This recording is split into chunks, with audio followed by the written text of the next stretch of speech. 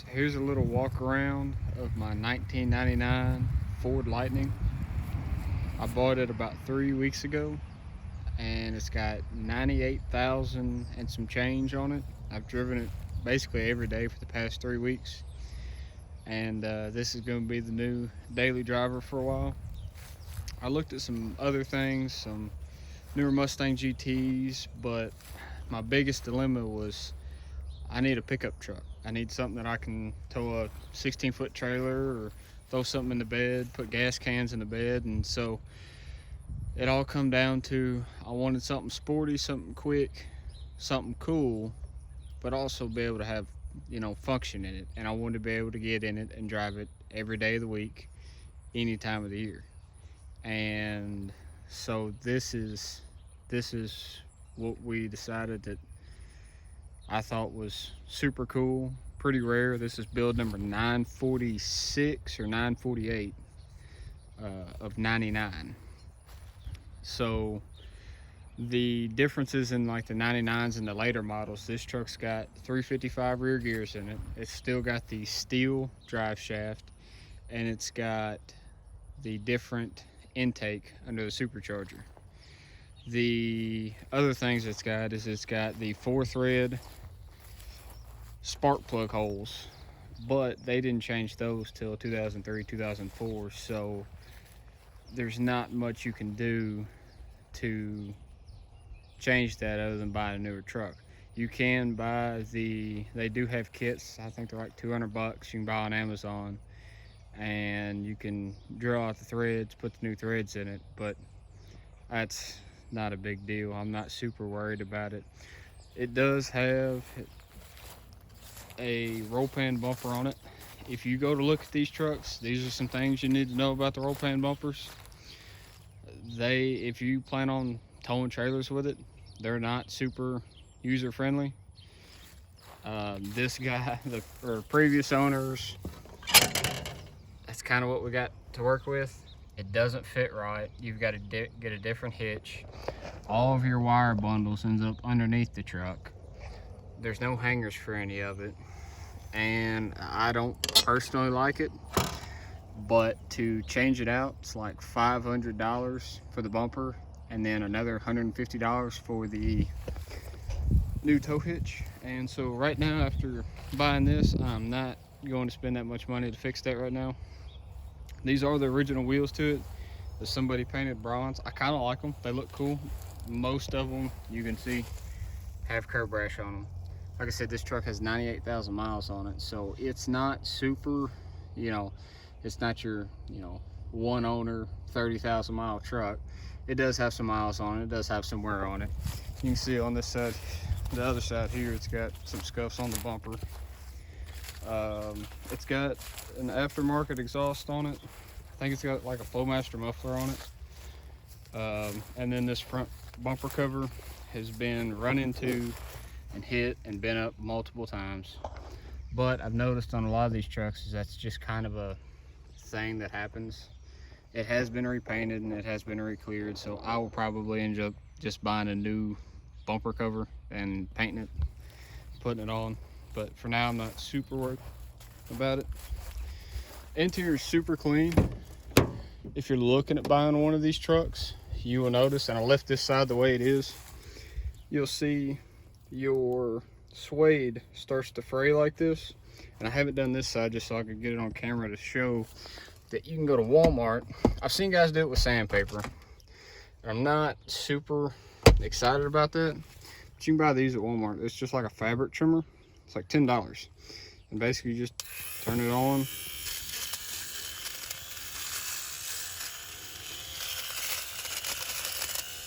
You can hear it cutting all the little high spots in it. And then just clean it and do it a handful of times. I've done here. You can see how much better that this looks.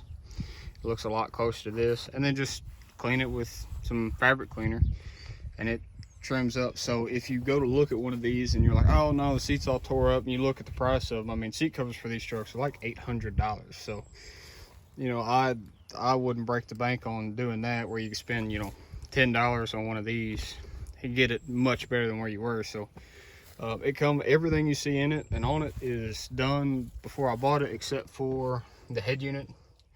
I did go ahead, since I'm dailying it, I wanted a, you know, Bluetooth and everything else, and I plan on putting a backup camera on it. So I'll put one of these in, because originally this was the 99, so it was high class with the cassette player and the 60-disc CD changer behind the back seats. It's got an aftermarket steering wheel on it. I don't know what it came out of. It's red. I've not seen any more like it. I don't know if it was like they pulled it out of a Navigator. I have no idea, and then painted it red.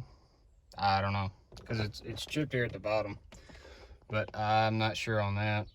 It's got new buttons on it. So some other things you have to like kind of play with, like a lot of these trucks, the your park neutral reverse kind of gets loose. There's a little cable under there you can tighten up if you just follow it down. Not a big deal. So I didn't have to tighten this one up, but if you go to look at them and it's like way down here or in the middle and it doesn't line up, don't panic. It's just a little cable down there you can tighten up. Not a big deal. We've had like 5 different F-150s of the 99s to, you know, 2003. So at the end of the day, the Lightning's special because it's got the supercharger on it, but it's still got the same 5.4. I know it's got forward rotating assembly, but I mean, it's not, you know, it's not leaps and bounds over some of the other stuff. This truck does have a JLP cold air intake that was put on, and that's not factory. That's some kind of kill switch thing that somebody else has put on and just like self-tapped it to the bottom. I haven't been brave enough to take it off yet because I've been dailing it, because I don't want to mess with it and just like disable the truck. So eventually that will be a future project, but until I get some more time, I haven't touched it.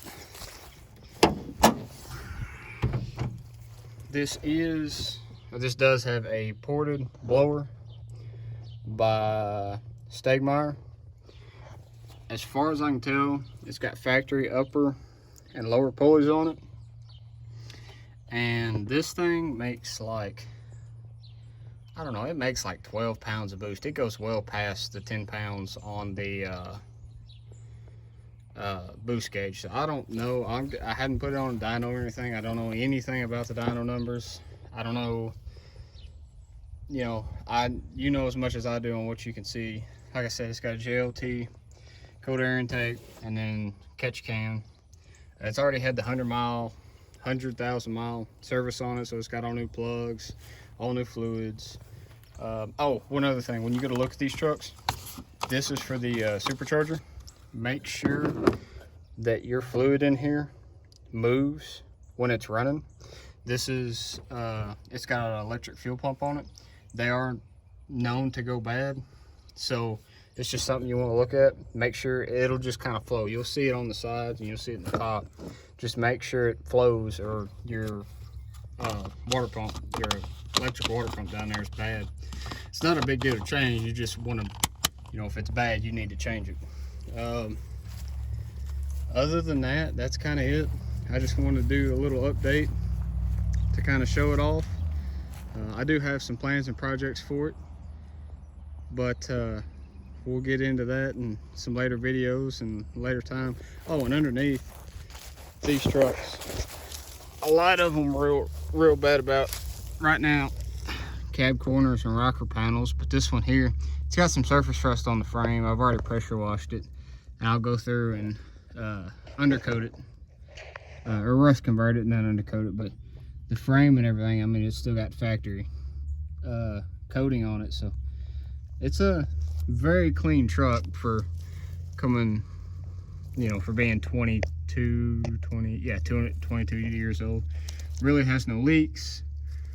Everything seems to be in good running order. Just, you know, it's got some scuffs and scrapes on it, but there again, like I said, it's 22 years old, so you get what you get on that, and you kind of live with it and fix it up as you go. But if anybody's ever looking for a awesome daily driver, I would definitely lean toward the Lightning as a functional daily driver. oh, your fuel mileage is going to be 12.5 to 11.5. It doesn't really seem to matter how you drive it. I mean, you can always make it worse if you drive hard all the time, but again, you also really didn't buy a Lightning for the fuel mileage. If you wanted good fuel mileage, you go buy an EcoBoost, which is perfectly fine, not a problem with it, but just one of those things that, nobody really talks about, but it is what it is. It only runs on 93, so right now it's kind of expensive, but I mean, I think it's cool. So, you get miles per gallon, so I'm not real worried about it. But anyway, that's it. So hopefully we can get some more stuff done to it and get it cleaned up, and maybe some more go fast parts, and we'll go from there.